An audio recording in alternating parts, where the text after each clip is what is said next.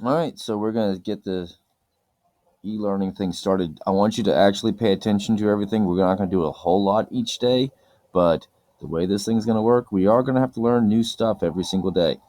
And luckily, we're starting something new on day one. So this is probability. Um, it's going to be using all the stuff that we actually learned last time for counting. Even if you did not learn it, you're going to get better at it now, aren't you? All right. You don't actually have to do the whole get out your sample space stuff because we didn't actually do that. We're going to do that today. Today's going to be a lot of like really understanding sample spaces, which, by the way, is going to make you a little bit better at counting because it uses your counting skills. All right. I'm going to write in red. Oh, I didn't mean to actually write in red. So, probability. These are just basic definitions. There's going to be a lot of like not figuring it out, just paying attention to the definitions. A probability experiment is a chance process.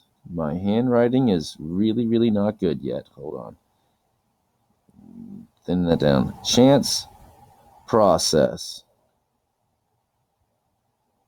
that leads to well-defined results called outcomes.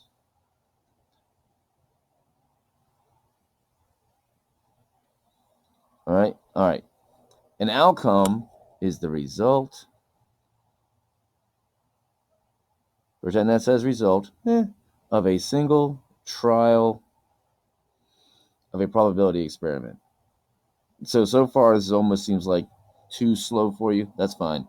Know that when I do a probability experiment, I'm going to have an outcome. All right. Outcomes are like, hello, like it says right there, the results of a single trial. So if I'm going to do it many times, I'm going to get many results, lots of outcomes. Big thing here, a sample space is the set or list, whatever word you like, of all possible BNI, possible outcomes of a probability experiment. This guy right here, super, super, super, super, super important. It is everything that can happen. Remember last time we were looking at just counting and like, ooh, does the order matter or not, and all that good stuff. In a sample space, order is pretty much always going to matter, and we're going to just list it every single thing that possibly could happen. It's like the tree diagrams of probability of counting. No, of probability. Um, it is big deal. I don't know why that says that. So a very common one we're going to do is the sample space for rolling two dice. Actually, for instance, let's go up here real quick. A sample space for sometimes is really simple. Sample space for flipping a coin would be heads, tails. That's what's going to happen. All right. That's it. You just list out everything that can happen. Not supposed to be difficult. Get ready to do it. It is, however, a very big deal. Sometimes the easy things are big deals. So the sample space for rolling two dice, right? In this class, all dice are going to be considered basic cubes with 6 sides. All right, so the first die could be a 1 and the second die could be a 1. The first die could be a 1 and the second one could be a 2.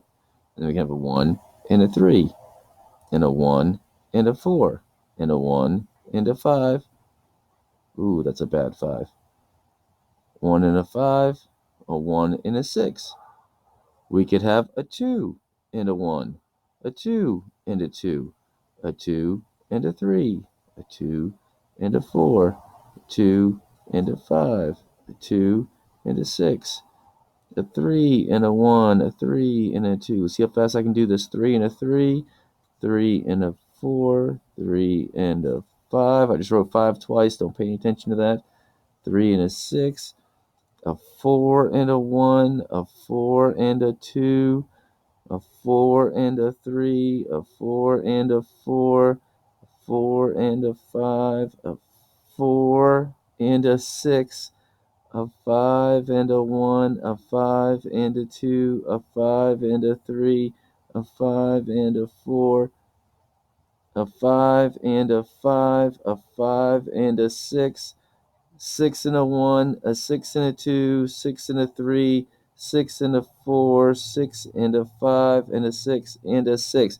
You're basically just writing down every single thing that can happen. And we're going to just look at that. And basically right now it's just writing out, listing out all of them. It's not fun, but I'm not going to make you do it a whole lot.